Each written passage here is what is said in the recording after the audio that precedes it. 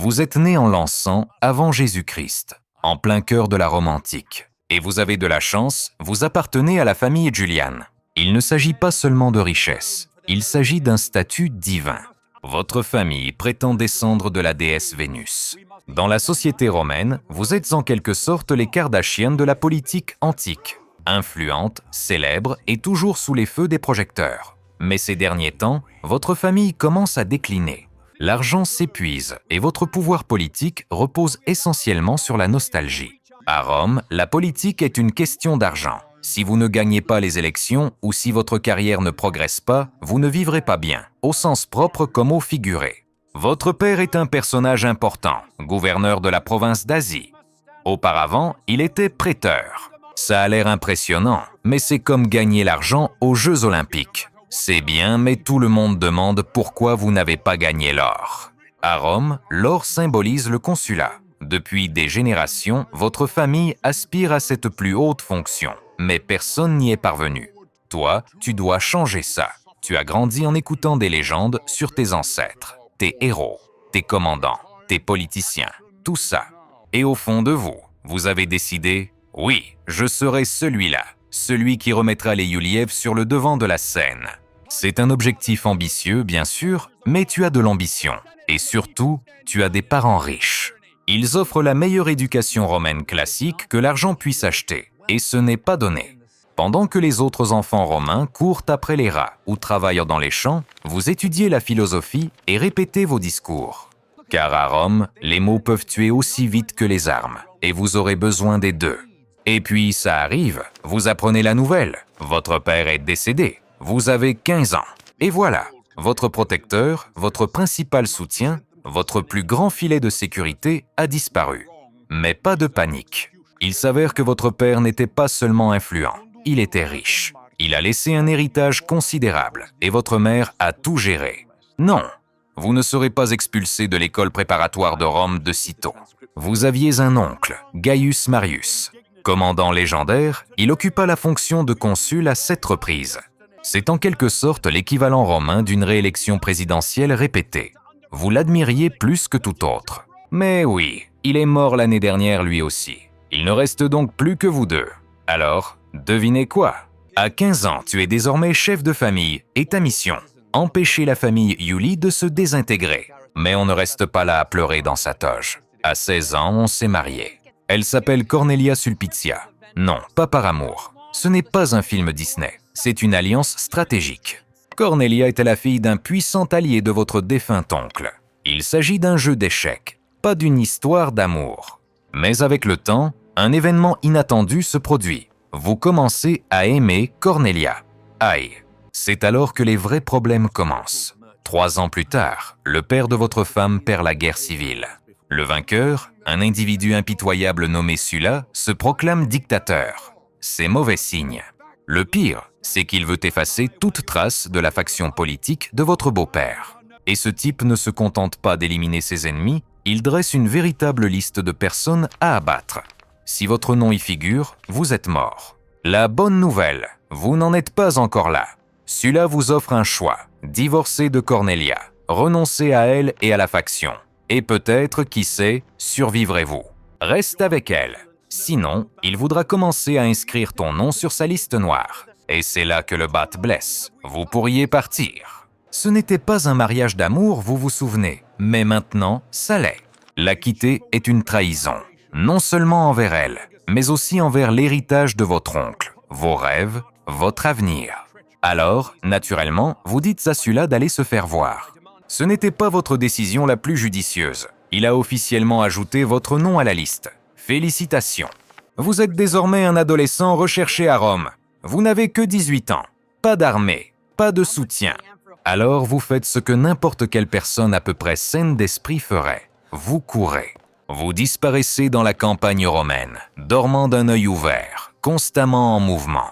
Les hommes de Sulla sont partout. Ils vous traquent comme un sport. Vous ne vous cachez pas seulement, vous survivez. Et tout le monde sait que vous finirez par vous faire prendre. Alors, voici votre situation. Vous êtes une adolescente fugueuse traquée par le dictateur le plus redouté de Rome. Pas terrible. Mais voilà le hic. Votre famille ne baisse pas les bras. elle tire les ficelles.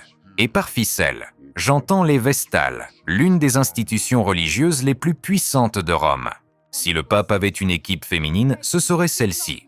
Elles intercèdent pour vous auprès de Sylla. Au début, il dit « Absolument pas, ce voyou m'a déshonoré ». Mais finalement, il cède. Vous êtes officiellement gracié.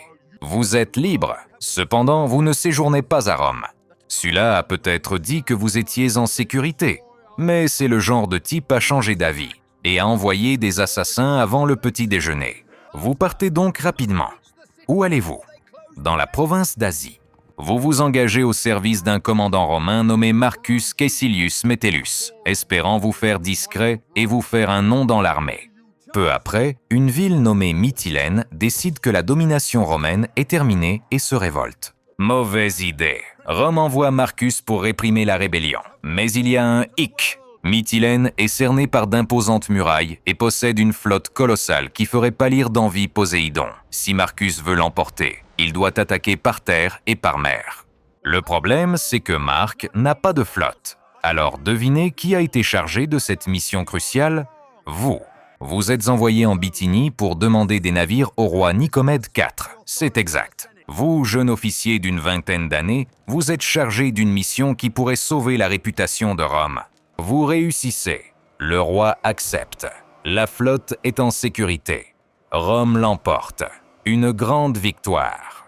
Navires en main, Marc lance une attaque. Et paf, Mytilène tombe. Vous combattez comme un lion et remportez même la couronne de la cité. Une prestigieuse décoration romaine pour avoir sauvé la vie d'un autre soldat. Là-bas, vous vivrez pleinement votre vie de héros de guerre et recevrez la plus belle nouvelle de votre vie d'adulte. Sylla est mort. Il est temps de faire vos valises. Vous rentrez enfin chez vous. Votre prochain objectif, la domination totale de la politique romaine. En 73 avant notre ère, vous êtes nommé Pontifex Maximus, une fonction religieuse qui sonne sacrée, mais qui n'est en réalité qu'une étape de plus vers le pouvoir. Tu l'obtiens surtout grâce à ton nom de famille. Le prestige, ça ouvre des portes, mon pote. Avance rapide jusqu'en 69 avant Jésus-Christ. Vous avez été nommé questeur d'Espagne Celterior. Cette même année, le drame survient. Votre épouse Cornelia et votre tante Julia, la femme de votre oncle Maria, figure légendaire, décèdent toutes deux. Ce ne sont pas des pertes aléatoires, ce sont des personnes que vous aimiez vraiment. Ils vous ont façonné, et les perdre est très difficile. Mais vous avez cette façon de penser romaine. Quand la vie vous impose des limites, vous les transformez en une véritable campagne de relations publiques. Alors, lors de leurs funérailles, vous prononcez les discours les plus chargés d'émotions de votre vie. Je suis anéanti. Vraiment, ma femme me rappelle mon oncle Marius. Vous vous souvenez de lui? Celui qui a sauvé Rome? Eh bien, devinez qui est là pour perpétuer cet héritage. C'est moi, en effet. Je vous demande simplement votre soutien dans ma campagne. Pas intrusif, pas du tout, mais ça fonctionne. Après avoir terminé votre séjour en Espagne, vous retournez à Rome et êtes élu édile curule. Traduction. C'est désormais vous qui êtes responsable des divertissements à Rome. Alors, que faire? Organiser des jeux de gladiateurs épiques, des spectacles publics gigantesques, extravagants et hors de prix. Les gens adorent. Petit problème cependant, vous êtes fauché. Alors vous empruntez beaucoup d'argent. Risqué? Bien sûr, ça vaut le coup. Absolument. Le peuple vous adore. Votre popularité croît rapidement. Puis survient une grande victoire. Vous devenez Pontifex Maximus, le grand prêtre de Rome. Et vous ne vous contentez pas de gagner, vous anéantissez vos concurrents. Désormais, vous n'êtes plus seulement populaire, vous êtes une force politique. Vient ensuite le préteur urbain, un poste juridique majeur à Rome. Après cela, vous retournez en Espagne tertiaire, mais cette fois en tant que vice-roi. Et vous êtes désormais officiellement supérieur à votre père. Désolé papa, mais ton but ultime est toujours là, tel l'Olympe. Consul. Le problème, vous vous êtes fait beaucoup d'ennemis qui pensent que vous serez trop puissant à ce poste. Mais abandonner n'est pas ton genre. Il s'agit de toi. Tu ne recules pas parce que les gens ont peur de toi. Cela signifie simplement que vous êtes sur la bonne voie. Alors vous passez à l'action, et pas qu'un peu. Vous vous alliez à Pompée le Grand, le chouchou de l'armée romaine, et à Crassus, l'homme plus riche que les dieux, pour former une alliance secrète. Le premier triumvirat. Pompée vous confère l'autorité militaire. Crassus vous apporte l'argent. Vous apportez la stratégie. Ensemble, vous avez manipulé le système juste assez pour vous assurer d'obtenir exactement ce que vous vouliez.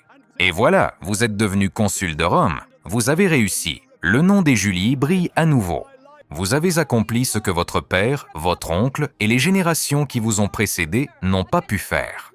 Vous pourriez vous arrêter maintenant. Vous pourriez vous reposer. Mais non, vous ne faites que commencer. Nous sommes en 59 avant Jésus-Christ et vous êtes consul de Rome. Et franchement, vous faites un travail formidable. Vous utilisez votre pouvoir pour aider vos hommes du premier triumvirat, Crassus et Pompée. Chacun obtient ce qu'il veut, comme dans un buffet politique. En échange, vous recevez une véritable récompense, le commandement proconsulaire sur la Gaule cisalpine, la Gaule transalpine et l'Illyrie. Traduction: des régions immenses et riches en ressources qui n'attendent qu'une personne ambitieuse pour s'en emparer. Ainsi, en 58 avant Jésus-Christ, vous terminez votre séjour à Rome, faites vos adieux polis et partez avec 4 légions. Il est temps de faire de la Gaule votre empire personnel. La première chose à faire est de vaincre les quelques tribus germaniques qui convoitent votre territoire. Ce point étant acquis, vous opérez à plein régime de 58 à 51 avant Jésus-Christ et écrasez les Gaulois. Tribu après tribu. Vous vous ennuyez, vous envahissez de nouvelles terres. Pourquoi? Parce que vous le pouvez. Vous allez même jusqu'à construire un pont sur ce maudit Rhin pour prouver votre point. Les bateaux, c'est pour les amateurs. Vous êtes César. En 50 avant Jésus-Christ, vous avez fait de la Gaule une province romaine. Vous êtes plus riche que jamais.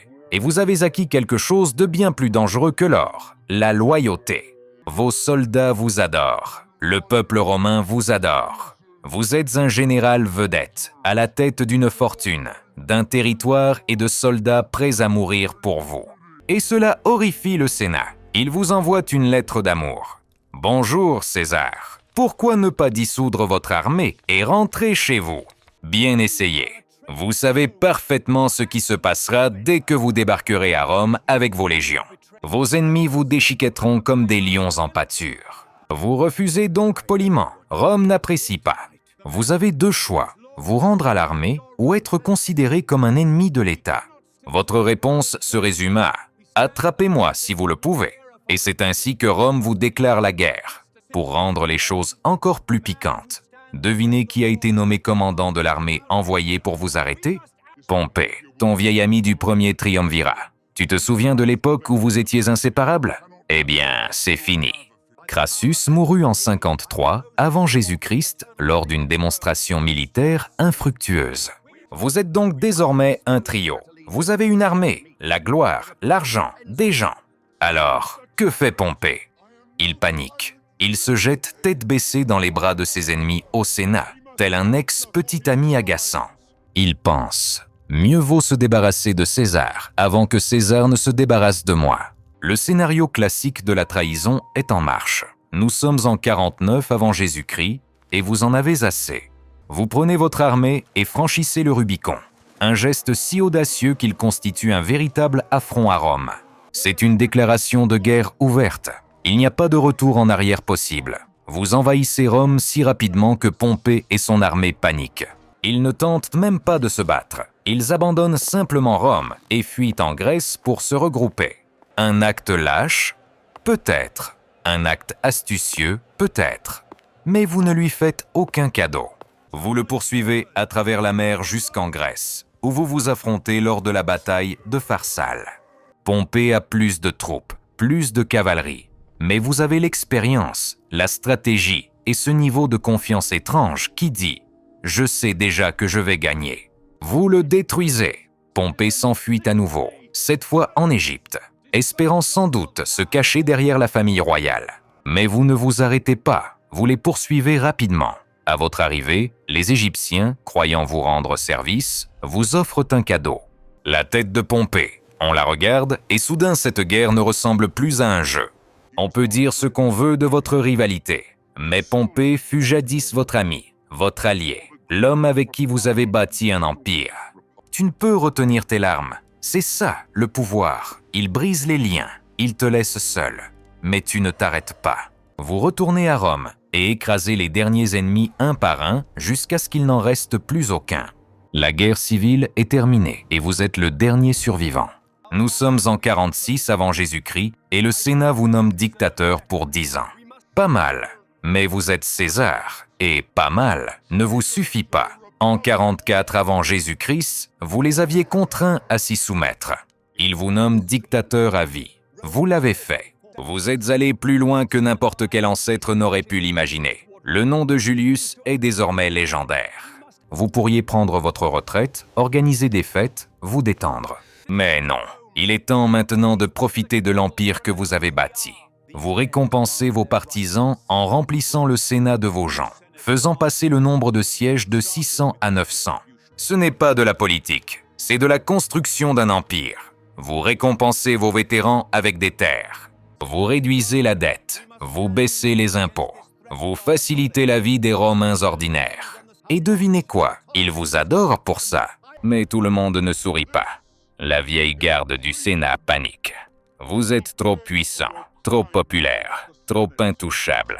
On le voit dans leurs yeux, l'envie, la peur. Mais quoi qu'il arrive, laissons-les bouder.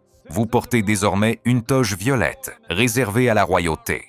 Vous avez placé votre statue dans les temples, à côté des dieux, et vous vous êtes proclamé pater de la patrie, le père de la patrie.